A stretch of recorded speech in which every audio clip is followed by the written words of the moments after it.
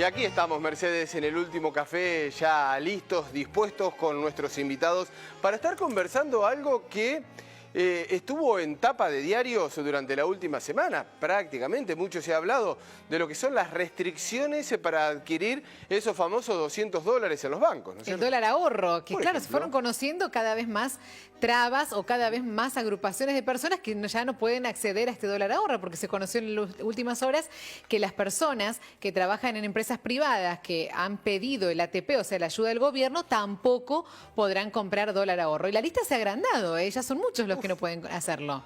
Cada vez son menos los que pueden adquirir y llegar a ese cupo de $200. Lo que está muy claro, y partimos de la premisa, esto no es ninguna novedad, es que al gobierno le hace falta dólares, al país le hace falta los dólares, bueno, y está buscando que al menos esas reservas que hay en el Banco Central no se sigan achicando. Tenemos invitados para el día de hoy, Mechi, aquí los vemos. Así es, ya los tenemos con nosotros. Vamos a dar la bienvenida al licenciado Francisco Barberi Bosch, que es economista y docente de la Universidad de Mar del Plata. Francisco, buenos días. ¿Qué tal? Buenos días, ¿cómo están? Un placer. Bien, hola, Francisco, ¿cómo estás? Y Daniel Montoya, analista político, también nos ha acompañado en muchas oportunidades. Bienvenido, Daniel. Buen día, un gran abrazo para Río Cuarto. ¿Qué tal? ¿Cómo va? Bueno, Francisco, vamos a comenzar, esto es un tema netamente económico, vamos a comenzar contigo. A ver, el tema es la falta de dólares en nuestro país. Ahora, ¿esta medida sirve al menos como contención de los dólares que hay allí en el Banco Central o parece una curita para un gran remedio, para una gran enfermedad? Bueno, sirve, lo vamos a ir viendo estos meses. En principio sirve, por un lado, como decías vos, de contención, porque frena la salida grande de reservas del Banco Central, que había básicamente por este punto de compra de dólar ahorro, que ya estaba en $1.000 millones por mes, cuando a principio de año estaba en 200, un poco más de $200 millones por mes, la compra de dólar ahorro, y digamos, se había vuelto insostenible, entonces de alguna forma se cortó la salida drásticamente. A ver, Francisco, lo que pasa es que esto sí genera otros problemas. No, sí, disculpame que te interrumpa porque quiero hacer una pregunta aquí porque es algo que no lo entiendo y que no lo vengo entendiendo, digamos. El aumento tan grande de esa adquisición de dólares tiene más que ver con esa brecha cambiaria y hacer lo que se llamó el dólar puré, es decir, adquirir esos dólares, venderlos después en el mercado blue y tener una pequeña ganancia, pero que sirve para la subsistencia. Esta situación también se da por los mecanismos que hace el gobierno, por tener una brecha cambiaria tan pero tan grande. Sí. Es un juego, digamos, es un equilibrio complejo. El gobierno, digamos, por eso yo te decía, a principio de año había más o menos 1 millón de personas que estaban comprando dólar ahorro. Y en el último mes se estima que 5 millones de personas compraron, lo cual es muchísimo. La mayoría, es mucho. Justamente para... ¿Se escucha bien? Sí, perfecto. La mayoría lo compraban justamente para hacer el dólar puré, comprar al oficial, vender al blue, y en aquel momento se hacían más o menos 6.000 pesos de diferencia cada $200, que era un ingreso importante. Eso explica el gran salto en esta compra de dólar ahorro. Lo que pasa, digamos, eso se explica por la brecha, y a su vez las medidas de este tipo para contener la salida de dólares agrandan la brecha, porque en definitiva el blue se dispara, de hecho se puso el 35% y estas restricciones nuevas, y el blue empezó a subir, y lo más esperable es que siga subiendo un poco más todavía.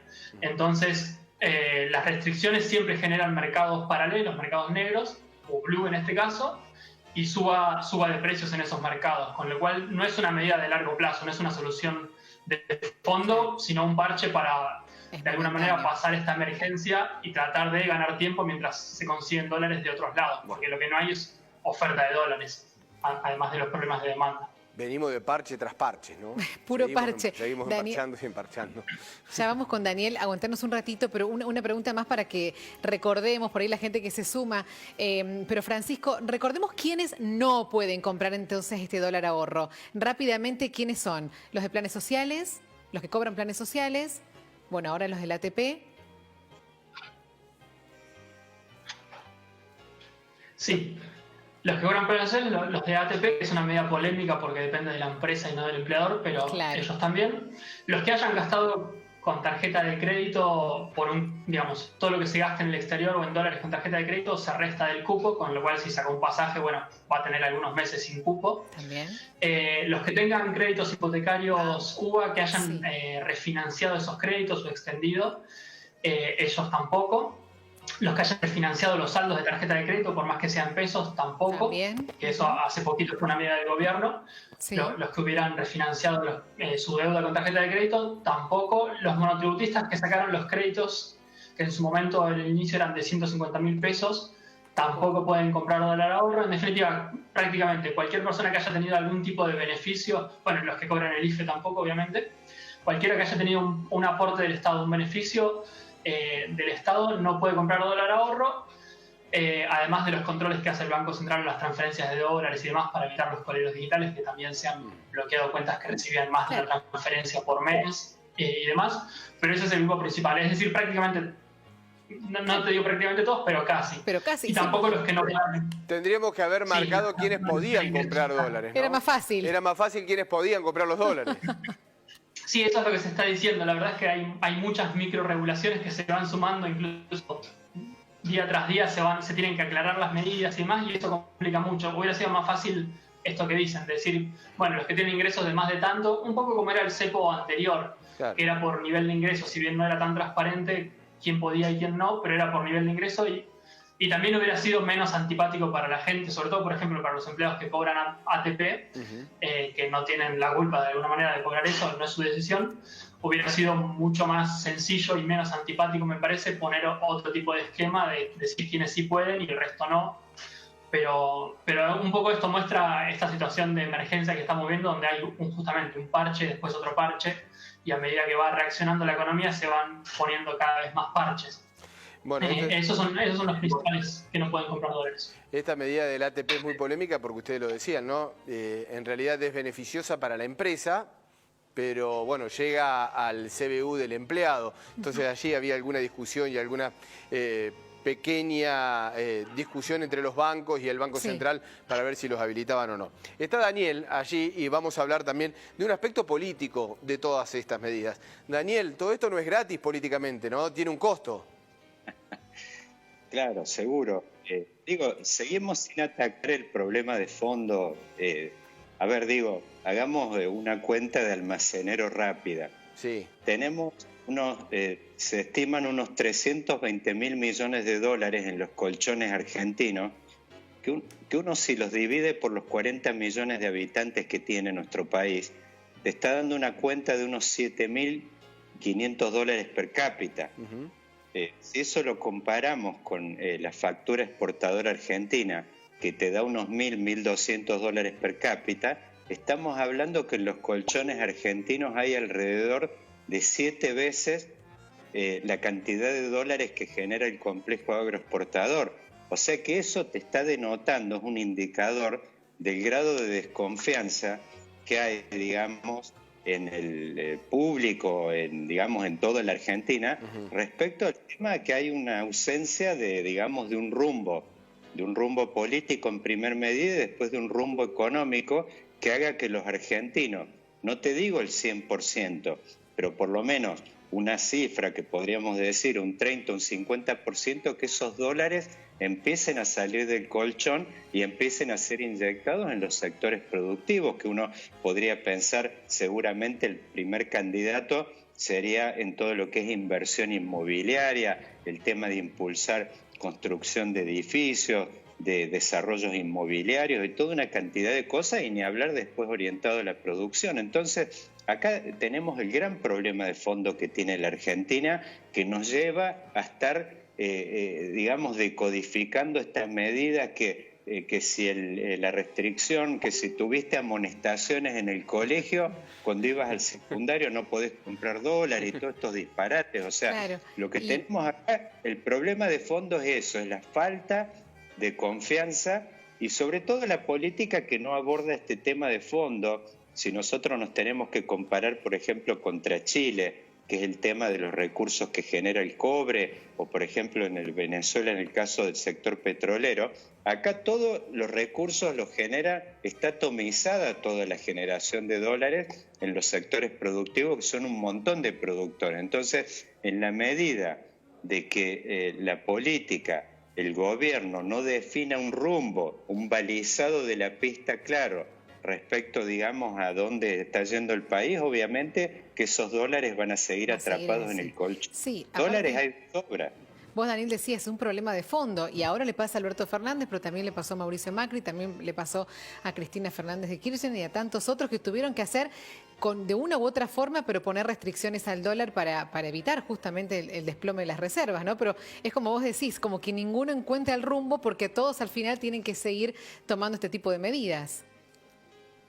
Mirá, seguimos sin atacar los problemas de fondo que obviamente si uno, lo hemos hablado en otras oportunidades, si uno tiene que identificar el momento, obviamente que hay un consenso en general entre los economistas que la Argentina en el año 1975 es como que pierde el rumbo, empezamos todo esto de venir a los tumbos desde hace tiempo y después con estos ciclos recurrentes de estrangulamiento del sector externo que lo vivimos a final de los 90 con el estrangulamiento de la convertibilidad, bueno, un poco antes obviamente con la hiperinflación al final de Alfonsín, después de nuevo con el cepo versión Cristina II, después la ida de Macri al Fondo Monetario en 2018, o sea, este es un tema recurrente en la medida que el gobierno, que la política siga sin atacar el problema de fondo, que es el tema de atacar las grandes reformas estructurales de la Argentina. Por ejemplo, hoy no puede funcionar la Argentina con el tamaño de este Estado que tiene. Tenemos un Estado prácticamente de un tamaño escandinavo en este momento, digamos, que está pisando alrededor del 40% del producto, o sea, tenés prácticamente más sectores que viven de prestaciones que da el Estado que los sectores que en este momento están afuera, y ni hablar el mal humor que genera en este momento el hecho de que todos los sectores, digamos, privados en este momento están muy restringidos sus actividades por todo este tema de la pandemia y vemos prácticamente que el sector público en este escenario no hace ningún tipo de ajuste, lo estamos viendo en el caso del Estado Nacional. Entonces, Daniel, más allá, ya te digo, Daniel, que no, sí, más allá de quién esté al frente del Estado, digo, el Estado, como herramienta, eso es sumamente importante, justamente y mucho más en esta pandemia. Hay que agradecer esa presencia del Estado hoy por hoy, si no, sin esa participación estatal, ¿dónde se estaría? Yo entiendo hacia dónde vas, pero no podemos restarle la importancia de la participación del Estado. Ha sido revalorizado la participación de los Estados en el mundo en esta pandemia. El rol del Estado es fundamental en cualquier caso. Claro. El tema, ya te digo, se trata simplemente de que el Estado es como que tiene que actuar en dos planos en este caso. Uno es con todos los dispositivos de contención social que en este momento los estamos viendo operando en la mayor parte del mundo. Lo vemos en Estados Unidos mismo, que el Estado está proveyendo una ayuda de $600 semanales a nivel social, porque por eso obviamente no quería dejar pasar, porque esa reflexión que estabas haciendo por ahí parecía como que el Estado se tenía que retirar de estas situaciones. No, de ninguna manera. Lo que el Estado a nivel de lo que es contención no se tiene que retirar de ninguna forma. Es más, en este momento tiene un papel efectivo muy importante. Claro. El tema que lo que el Estado, digamos, la asignatura pendiente que tiene, que es el tema de todo lo que se refiere a la intervención, el tema del diseño de un plan económico, de trabajar en todo lo que tiene que ver con los sectores productivos y lograr, digamos, las reformas que tiendan a que justamente donde empezamos nosotros, todos esos dólares que están atrapados en los colchones argentinos, sí, justamente se trata de eso, es como que hay una parte donde nuestro Estado no está funcionando y otra parte que está cubriendo y lo está haciendo y no hay otra forma, digamos, de que eso no lo puede eludir, pero bueno, tenemos, ya te digo, pendientes el tema de una política económica de largo plazo y que de alguna forma los sectores productivos sepan que tengan señales de que eso tiene una continuidad en el tiempo, que no se va a trazar el tipo de cambio, que el tipo que invierte en una fábrica, en una planta, va a tener una determinada política cambiaria de largo plazo, y bueno, eso es lo que realmente no está en la Argentina, está ausente hace tiempo. Francisco, recordemos la frase que dijo hace unos días el presidente, que el dólar es para producir, no para guardar. Recordemos esa frase que fue ahora a mediados de septiembre, justamente cuando se desató todo esto que ha ocurrido. Vos lo decías, 4 millones de pequeños ahorristas fueron a comprar dólares y uno veía en las redes sociales compra-venta de dólares como si fuera, algo cotidiano, ¿no? Esa frase, ¿es así? ¿El dólar es para producir, no para guardar? Bueno, sí, esa es la idea que tiene el gobierno. En principio porque faltan dólares, entonces lo que se está haciendo ahora, estamos en una situación de emergencia. Sí. Digamos, venimos de 3 años, ya este es el tercer año de recesión económica y además en el medio nos agarró una pandemia sin precedentes. Con lo cual lo que está haciendo el gobierno es administrar la escasez, administrar la emergencia. Como hay escasez, el gobierno dice, bueno, el dólar es para producir, o sea, básicamente para las importaciones que necesita sobre todo la industria para producir. Siempre que crece la economía nuestra necesita cada vez más dólares para insumos, para maquinaria y demás, incluso para poder después exportar. Con lo cual, lo que está haciendo el gobierno es asignar los dólares a la producción, a las importaciones, a lo que necesita la economía, también a pagar deudas y demás, que están un poco relacionados, pero las deudas tienen las empresas tienen deuda con el exterior también. Entonces, se está priorizando ese destino para los dólares y no el dólar ahorro, que además, como te decía, a principio de año quizás era más genuinamente ahorro porque la brecha no era tan grande, y después, cuando 4 millones de personas más se volcaron a comprarlo, tenía más que ver con aprovechar eso. Sí, en un contexto de caída de ingresos es sostenible, pero no era sostenible desde la macroeconomía.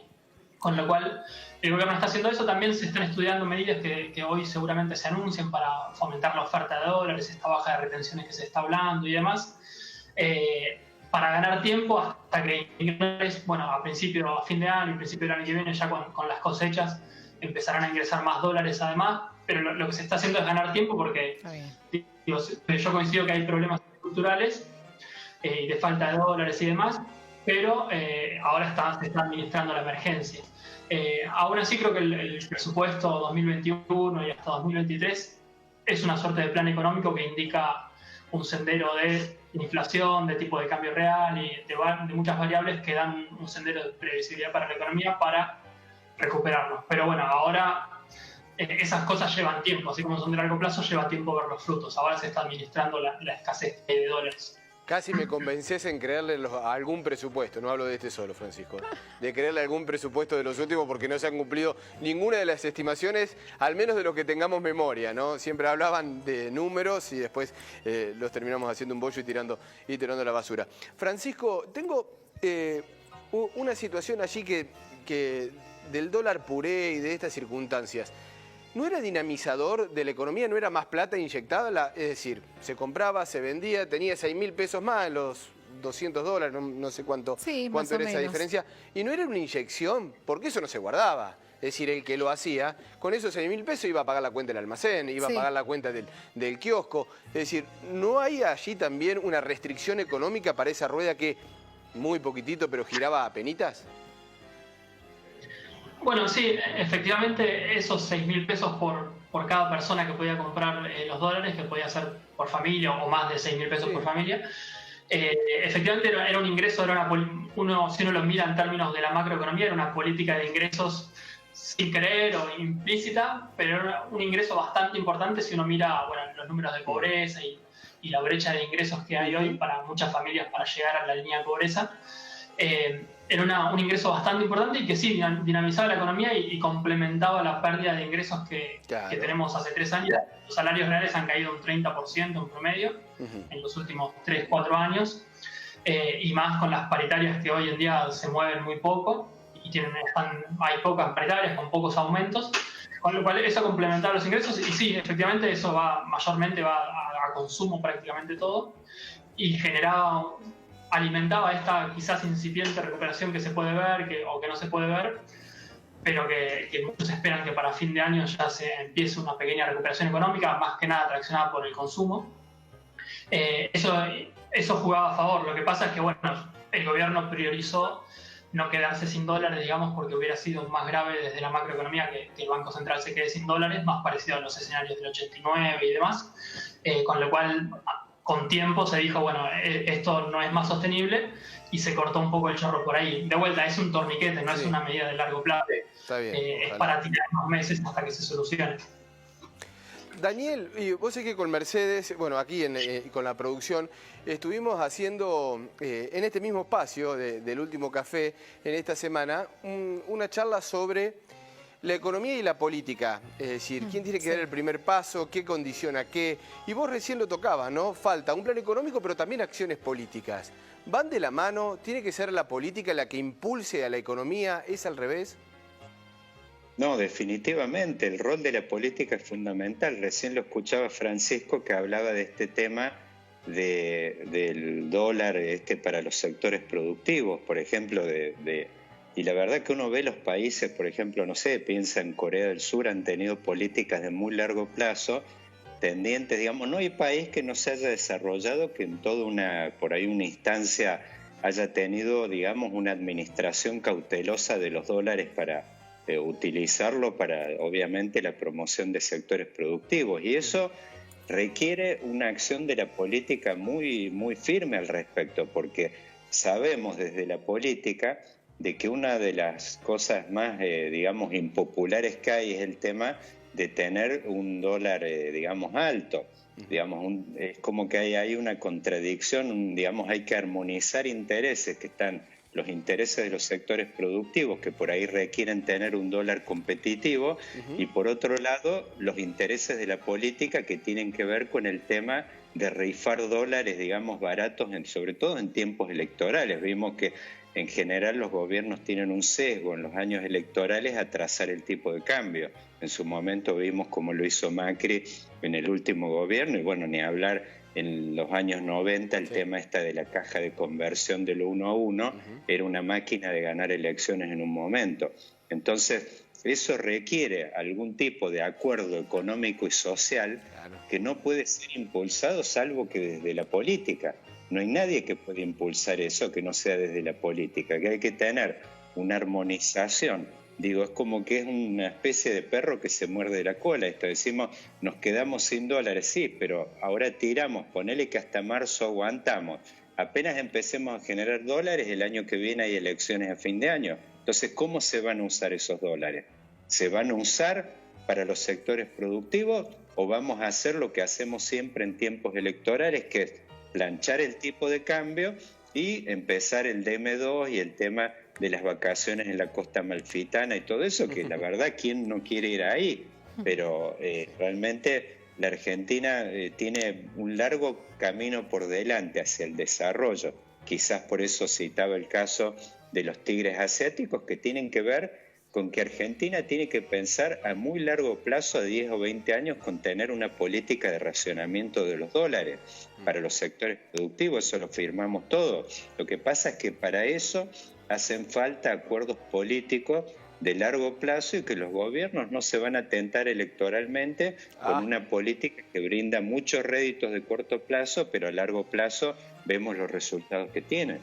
Vos decís, Daniel, sería bárbaro, ¿no? Pero con una elección encima, todos se tientan, lamentablemente, para hacer política electoral y no hay lugar, lamentablemente, para esa política que estás pidiendo, ¿no? Pero es así, es una lectura la que vos estás haciendo muy cierta, por cierto. Ojalá. Bueno, a Francisco, a vos, Daniel, un abrazo a los dos y muchísimas gracias siempre por sumarse a Televideo Federal, ayudarnos a entender la economía, la política que van de la mano, que a veces son tan difíciles de entender en algunos contextos. Así que muchísimas gracias a ambos. Perdón, me gustaría agregar algo que, por favor, acá estoy, la verdad, sufriendo desde acá viendo el tema de los incendios en mi provincia. Realmente hacer un llamamiento a la gente que sea muy responsable con el tema de la administración de cualquier fuego. Realmente es un desastre esto. Sí, muy triste. Se está sufriendo y mucho, no solamente en Córdoba, sino del centro hacia el norte del país, con muchísimas provincias que están sufriendo los incendios forestales. Muchas gracias por la participación. Muchas gracias. Un abrazo. Hasta luego.